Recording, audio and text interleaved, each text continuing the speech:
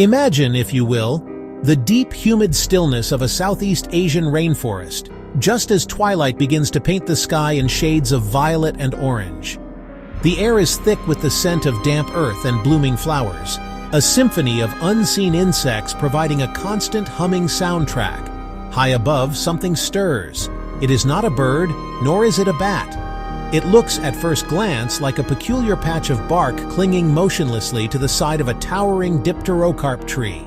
Then, with a sudden, graceful leap, it launches itself into the open air, spreading out like a living kite, a silent, shadowy form sailing through the canopy. This is our first glimpse of one of nature's most wonderfully strange creations, the Malayan Colugo. Its fur, a mottled pattern of gray and brown, provides the most extraordinary camouflage. Its face is dominated by two enormous dark eyes, windows into a world that only comes alive after the sun has set. When the Colugo is still, this skin is bunched up, making it look somewhat awkward and shapeless. Debunking the flying lemur. For many years, this remarkable creature has been known by a rather misleading nickname, the flying lemur.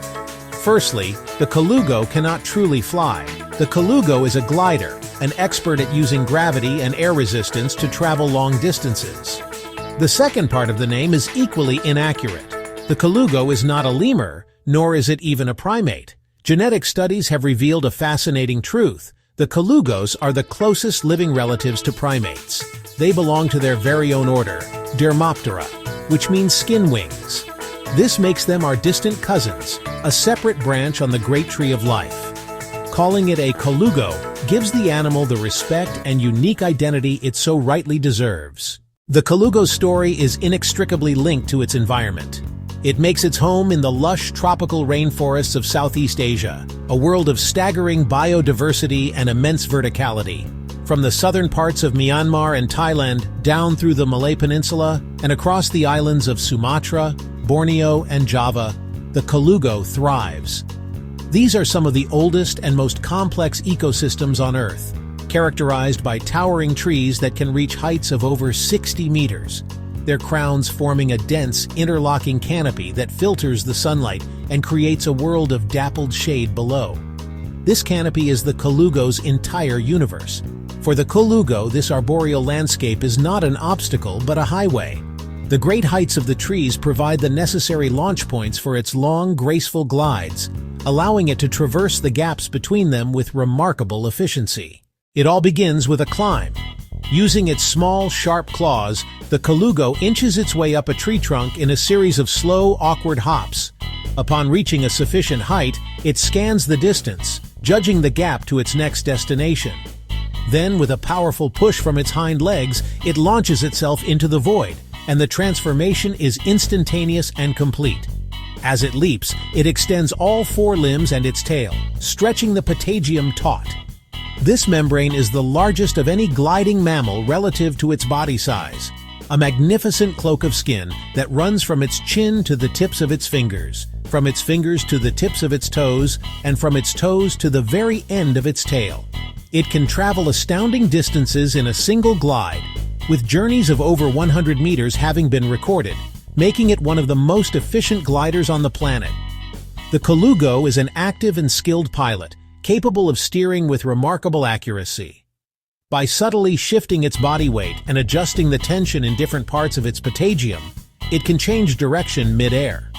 As it approaches its landing target, it pulls its body upwards into a stall, slowing its momentum, and then absorbs the impact with all 4 feet, its sharp claws immediately finding purchase on the bark.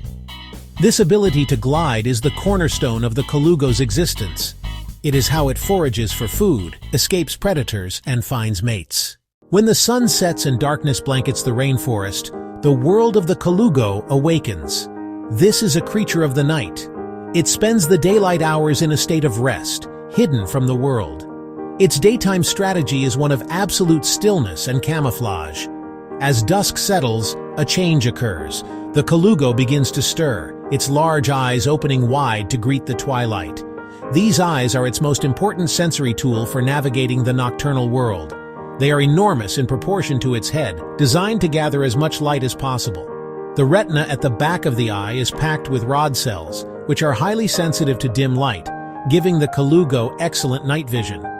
This allows it to spot tender young leaves, identify potential landing spots from a great distance, and detect the subtle movements of a predator lurking in the shadows. Its activity pattern follows a predictable rhythm. The first few hours after sunset are typically spent foraging, gliding from tree to tree in search of a meal. The Colugo moves through this world with a quiet confidence, a familiar resident of the night, going about its business under the soft glow of the moon and stars.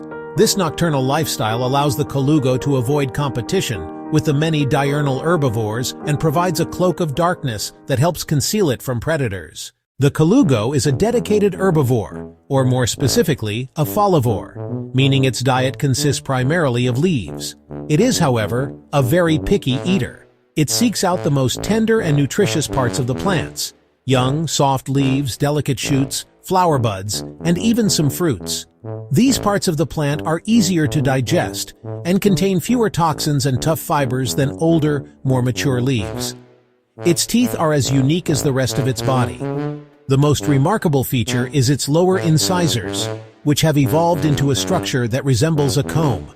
Each tooth has multiple slender prongs, like the tines of a tiny fork, believed to be used to scrape sap from trees or to strain juices from leaves and fruits. The rest of its teeth are designed for shearing and grinding the plant material, breaking it down before it enters the digestive system. Life for a Colugo is a slow and gentle affair. After a period of foraging, much of its time is spent resting and digesting its meal. A leaf-based diet is low in energy, so conserving that energy is paramount. This is why the Colugo spends so much of its time in a state of rest. A mother Colugo carries her single offspring with her wherever she goes. The young Colugo clings to its mother's belly, nestled within the warm, protective folds of her patagium. The Colugo may be the king of gliders, but it is not the only mammal to have mastered the art of unpowered flight. This remarkable adaptation has appeared independently in several different groups of animals around the world. In North America, we find the flying squirrels. These charming rodents have a furry membrane that stretches between their wrists and ankles. Across the globe in Australia, we encounter the marsupial gliders. This group includes enchanting creatures like the sugar glider and the greater glider. When we compare these animals, the Colugo's supremacy in the air becomes clear. While flying squirrels and sugar gliders are impressive gliders, their membranes are less extensive. The Colugo's patagium, enveloping its entire body from neck to tail, gives it a much larger surface area. This results in incredible efficiency that allows the Colugo to make those record-breaking glides of over 100 meters, a feat unmatched by any other gliding mammal. This global family of gliding mammals provides a beautiful illustration of nature's ingenuity. Evolution has repeatedly arrived at the same elegant solution, from the rodent flying squirrels of the northern hemisphere to the marsupial gliders of Australia and the unique dermopteran Colugos of Southeast Asia. The Colugo simply represents the ultimate expression of this gliding form, the most committed and specialized of all the world's mammalian skydivers. While it may live a quiet and unobtrusive life, the Colugo plays a subtle but important role in maintaining the health and vitality of its rainforest home. As a herbivore, it is a primary consumer, forming a crucial link in the forest food web. It converts the energy stored in plants into a form that can be used by other animals. The Colugo itself serves as a source of food for predators, including the magnificent changeable hawk eagle and large canopy-dwelling snakes like the reticulated python. Yet this remarkable animal faces a precarious future. Its greatest threat is the loss of its home. The rainforests of Southeast Asia are disappearing at an alarming rate, cleared for palm oil plantations, logging, and urban expansion. For a creature that cannot cross wide open spaces, this habitat fragmentation is a death sentence. It isolates populations, reduces genetic diversity, and ultimately leads to local extinctions. Its survival is inextricably tied to the fate of the forests. Protecting the Colugo means protecting the entire rainforest ecosystem. It means supporting conservation efforts that work to establish protected corridors of forest. It means promoting sustainable practices and making conscious choices as consumers to reduce our impact on these vital ecosystems.